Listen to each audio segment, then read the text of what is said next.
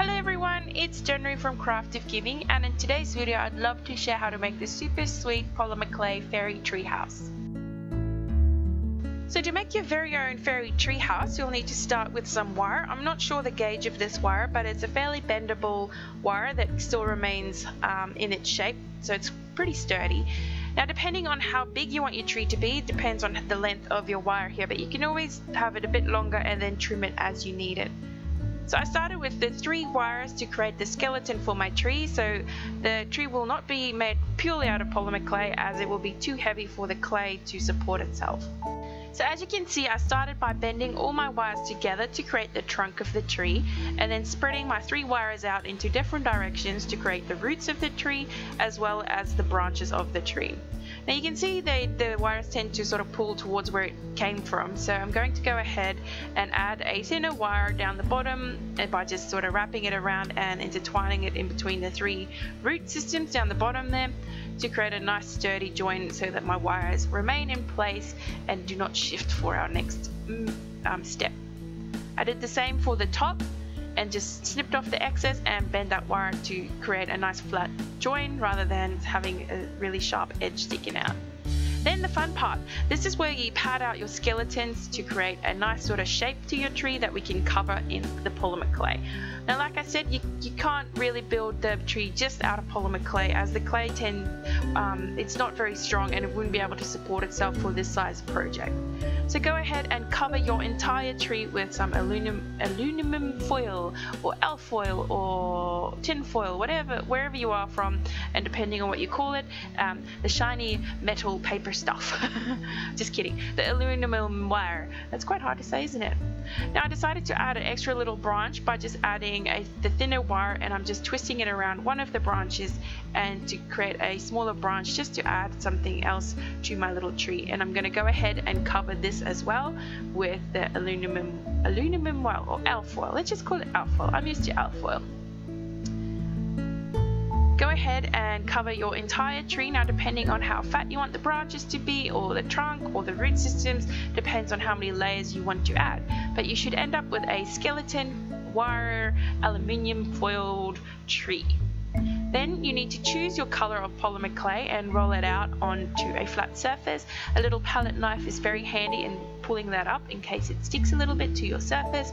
And then the fun part of covering your tree, it's as basic and simple as just grabbing bits of clay and wrapping it around your aluminum wire or your little skeleton tree, and then just covering the entire tree. Don't worry about it too much and making sure that all the things are smooth and perfect, as we will be going over and texturing our tree anyway. Just make sure you can't see any of the skeleton underneath. So this is the fun part. This is the part that I enjoyed probably the most, is adding the detail to your tree. So here I'm just adding little snakes of clay and placing it on my tree trunks or my roots and then just texturing it and blending it out to create a beautiful sort of textured wood look. Now I had to go back and buy some more clay as I ran out, and this lot of clay had a different tinge of the color that I did have originally, but I didn't mind it too much because it added a nice sort of texture with the different colors of the same color basically. The first one had a bit more of a green tinge to it, and the second lot that I bought had a bit more of a brown tinge. So then I went ahead and created the fairy door by just rolling out some pink or purple or what, fuchsia I think this one was called, and placing it onto my little tree trunk where I wanted the door to sit. And I went ahead and added a little bit of a paneled look so that it looks like a little pink wooden door.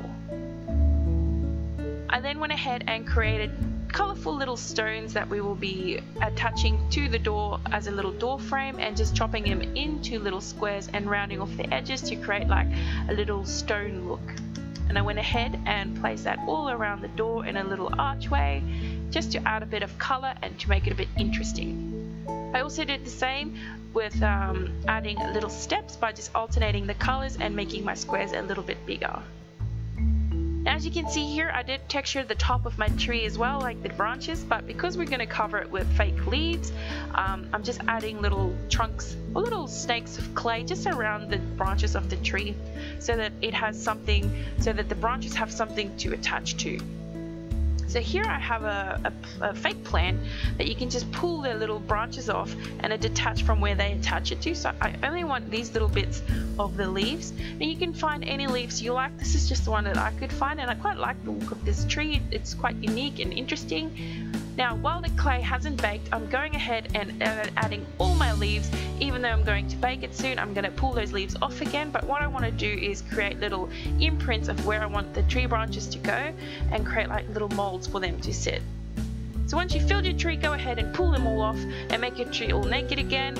And so you can see there where I want the tree branches to sit, and then go ahead and bake your tree according to your Polymer Clay's instructions. And then the really fun part is putting the tree all together by gluing on your branches, the leaves and stuff, so the greenery for your tree. So as you can see, I'm just using hot glue to add my plastic bits into the spots where I added the branches before. And to decorate my tree even further, I found this beautiful paper flowers that has these little wires on the back, so I trimmed those and just wrapped it around random branches and leaves just to create a nice little floral look to the tree as well.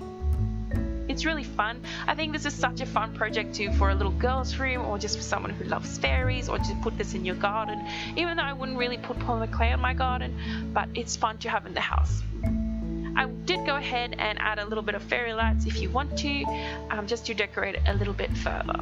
Now of course you can create your tree any way you like and create it and make a certain type of tree or whatever. This is just my little fantasy tree for my fairies in my garden. I made this for me, and I'm not leaving this in my garden, but I do hope the fairies do come and visit inside my house. You can leave it as is, or you can add a fairy light if you'd like, or even add a glaze or a gloss over the top of your tree to create a nice shiny look. If you like this video, please give it a big old thumbs up and leave me a comment down below letting me know your thoughts. If you'd like, you can also subscribe to my channel. I upload every Monday and Thursday, and I love to make videos on handmade gifts and other fun DIY projects. You can also check out my previous videos by clicking on the annotation on your screen or in the links down below if you're on your mobile, tablet or iPad. And I just want to say thank you so much for watching, and remember to be crafty with your giving, and I'll catch you next time. Bye!